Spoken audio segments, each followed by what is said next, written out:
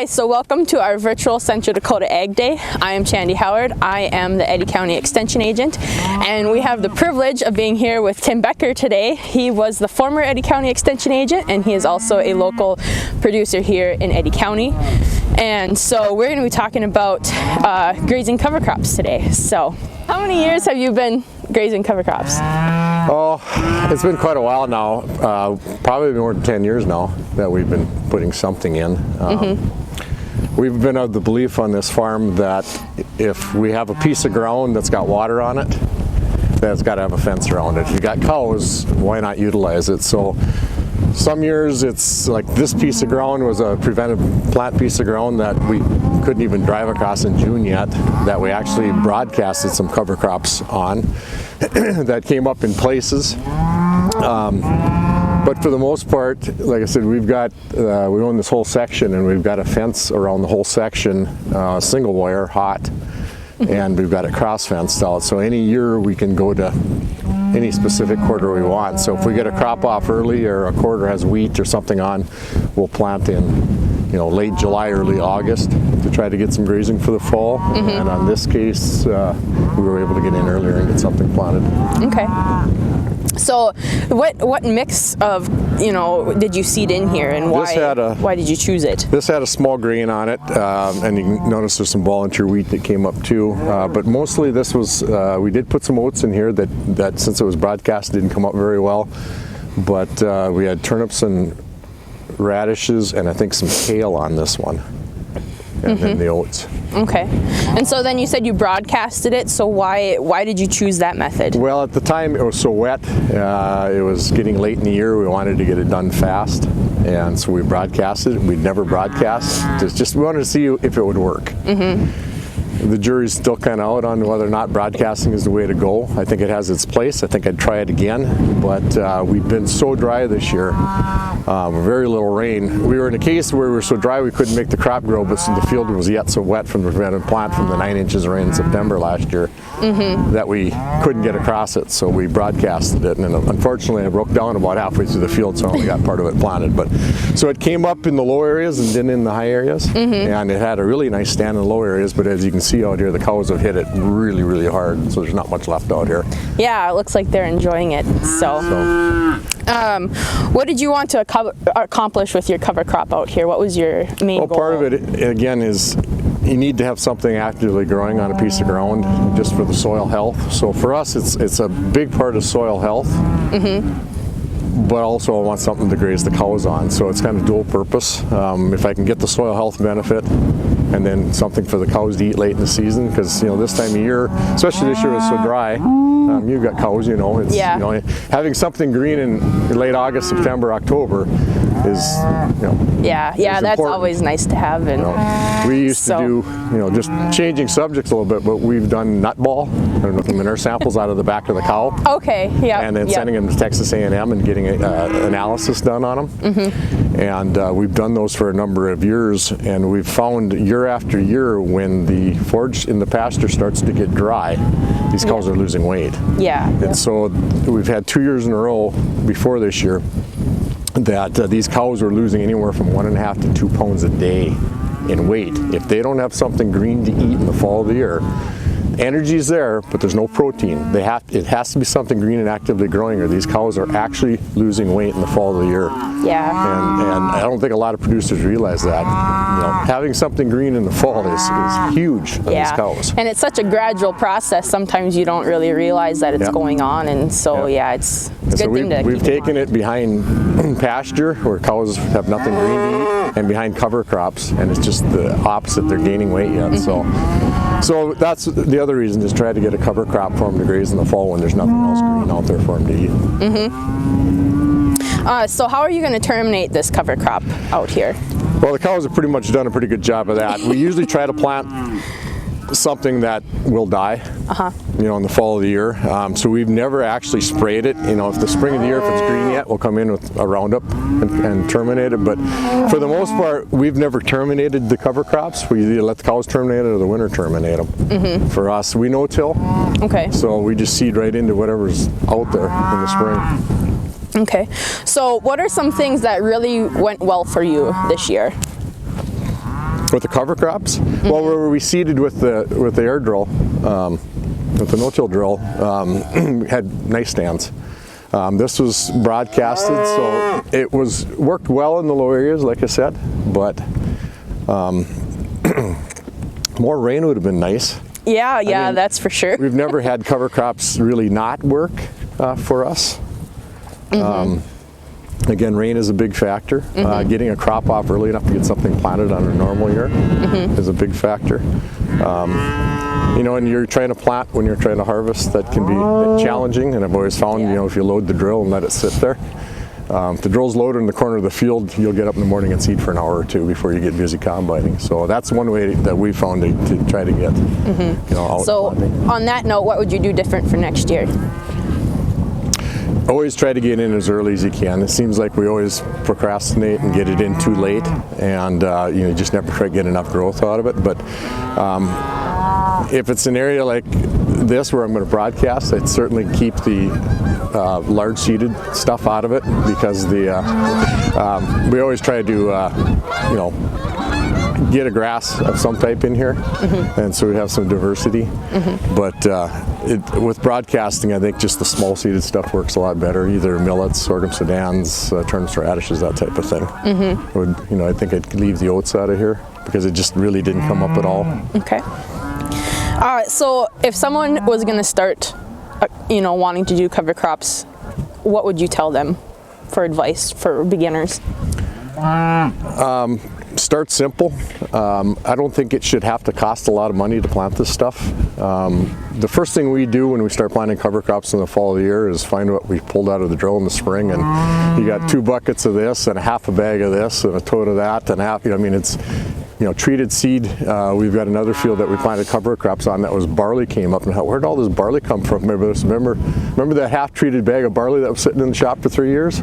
He said, I loaded that into the drill. Yeah. You know, so we try to clean out the shop of seed that's left over. We've had old bags, half bags of sunflower seeds, half bags of corn, you know, type of thing that, you know, is going to go bad anyway if you don't seed it. So we try to clean out the shop and utilize what we have. Go to the grain bin and pull stuff out of the granary. Yeah, so it really doesn't have to be any scientific exact measurements or nothing. And keep it simple, keep it cheap. You know, seed it as early as you can. Try to have some diversity in there. A lot of our cover crops, we try to go with a warm season, a cool season grass, and then we try to get some broadleaf, a pea or a lentil or something mixed in for a legume, and then, you know, throw in a pound of turnips, a pound of radishes. Or we've started using kale this year, and I think I kind of like the kale.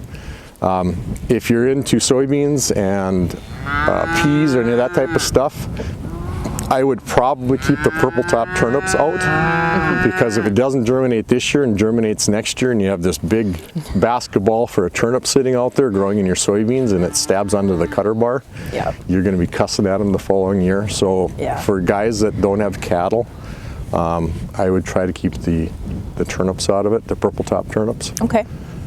Because they can cause some issues down the road. Okay, so you got some other cover crops here that you swath them, right? Yeah. Okay, so we're gonna move to those locations, and we'll talk about those a little bit. Okay.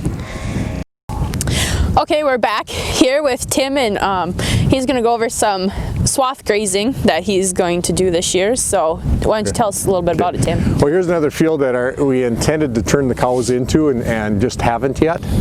And the cover crop got pretty tall, and so we've opted to put it into a swath. We think if we turn the cows in here now, they're just going to trample it, a lot of it, pack it down. It's a little thicker than the other field we were in, because we did seed this with a grain drill or a air seeder. This has got barley, oats, turnips, radishes, kale, and whatever else we could find. Oh, there's it was seeded in 15-inch rows, and we had grazing corn planted in between. Because of some issues, the grazing corn didn't come up very well. It's in there, but it froze, so it's kind of short. But there's a pretty good stand out here, as you can see. So we've opted to put it into a swath, and at this point we don't know if we need it. We may graze it yet before the snow hits. We may try to throw the swaths together, make a little bigger swath, and then try to swath graze it, limit graze it with a fence this winter. and if we were to get some nice weather, it's possible we could even bale some of it. So we're not quite sure what we're going to do with it yet, but we kind of wanted to try some swath grazing. It's real close to the farm. We winter our cows over here, you know, less than a quarter mile away. So there's available water for this winter, and so I think we may try to swath graze it. Okay. And we were talking a little bit off camera here that this is the same mix as what we were previously just on, and this is kind of what it looked like. You said before the cows graze the snot out of it. Yeah. Pretty much. So that's exciting to see. There's lots of green out here.